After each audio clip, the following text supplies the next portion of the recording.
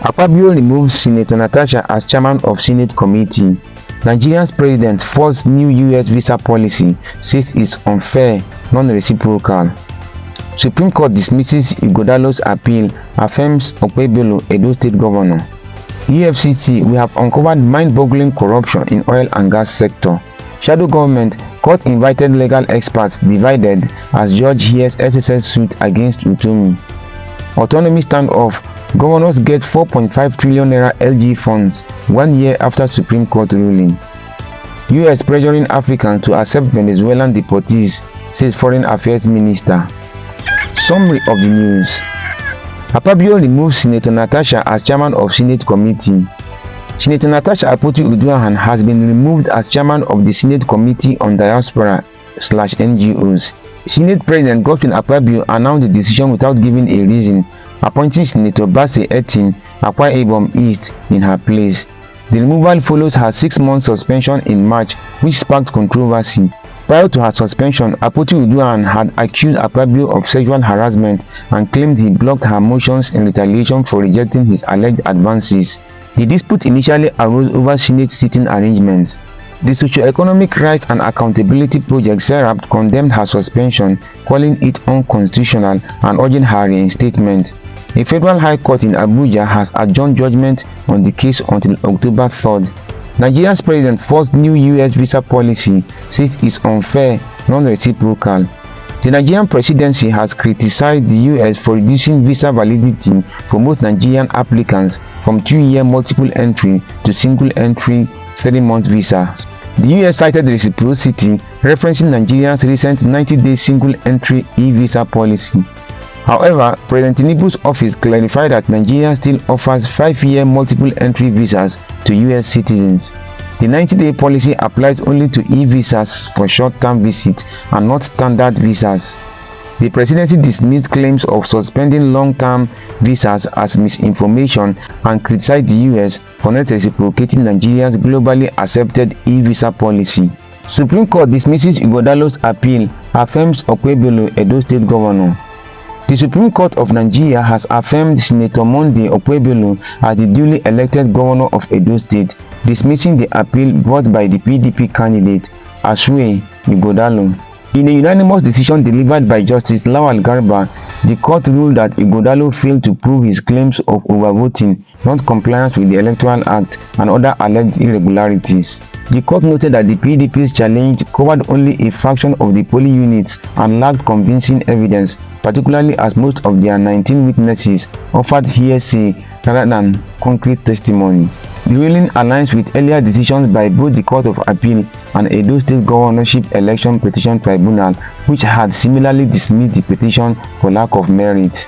The tribunal and appellate courts agreed that Okpebholo secured the highest number of valid votes, 291,667 compared to Ighodalo's 247,655, and that the petitioners did not prove that the election violated the Electoral Act. With this Supreme Court decision, all legal avenues challenging Okpebholo's victory have been exhausted, confirming him as the legitimate governor of Edo State. EFCC, we have uncovered mind-boggling corruption in oil and gas sector. EFCC Chairman Ola Olukoyede has called for a law making it a crime to possess assets beyond one's legal income to close loopholes protecting corrupt individuals. He revealed Nigerian stolen funds are hidden in various countries, including Iceland, but recovery is limited due to foreign resistance. He criticized foreign governments for aiding corruption and condemned the collaboration of corrupt officials in Nigeria. With over 700 MDAs lacking proper financial controls, he warned corruption is stalling development and fueling unnecessary borrowing. Olukoyede urged Nigerians to rise above politics and ethnicity, calling this administration Nigeria's last chance for real change. Shadow government, court invited legal experts divided as judge hears SSS suit against Utomi. At the Federal High Court in Abuja, legal experts were divided over Pat Utomi's call for a shadow government.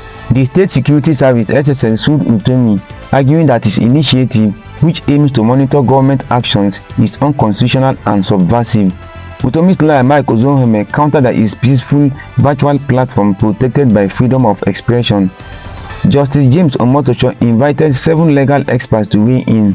3 opposed the initiative, warning it could mislead the public and breach the constitution. 2 supported it, saying the group's actions, not its name, should be the focus and no law was broken. The judge will deliver a verdict on 29 September. Autonomy standoff. Governors get 4.5 trillion naira LG funds 1 year after Supreme Court ruling. 1 year after the Supreme Court ruled that local governments must receive funds directly from the federal account, the federal government has failed to enforce the decision. Despite allocating 4.5 trillion naira to councils over the past year, the funds still go through state governments in defiance of the ruling. Although the FG set up a committee and instructed the CBN to open accounts for the 774 councils, most LGAs have not received direct payments. Many states have yet to comply, and local councils remain financially dependent on governors. Legal experts have condemned the non-compliance as a breach of the rule of law, blaming both federal and state authorities for lacking the political will to implement true local government autonomy. US pressuring Africans to accept Venezuelan deportees, says Foreign Affairs Minister. The Minister of Foreign Affairs, Yusuf Tugar, on Thursday disclosed that the United States is mounting pressure on African countries to accept Venezuelan deportees. Tugar revealed that some of these Venezuelan deportees are prisoners in the US. He made this disclosure while featuring on Channel Television's Politics Today. The minister also stated that Nigeria may not be able to accept these prisoners. He said, the issue of tariffs may not necessarily have to do with us participating in BRICS. We have to bear in mind that the US is mounting considerable pressure on African countries to accept Venezuelans to be deported from the US, some straight out of prison. It will be difficult for Nigeria to accept Venezuelan prisoners into Nigeria. Follow for more. July 11, 2025.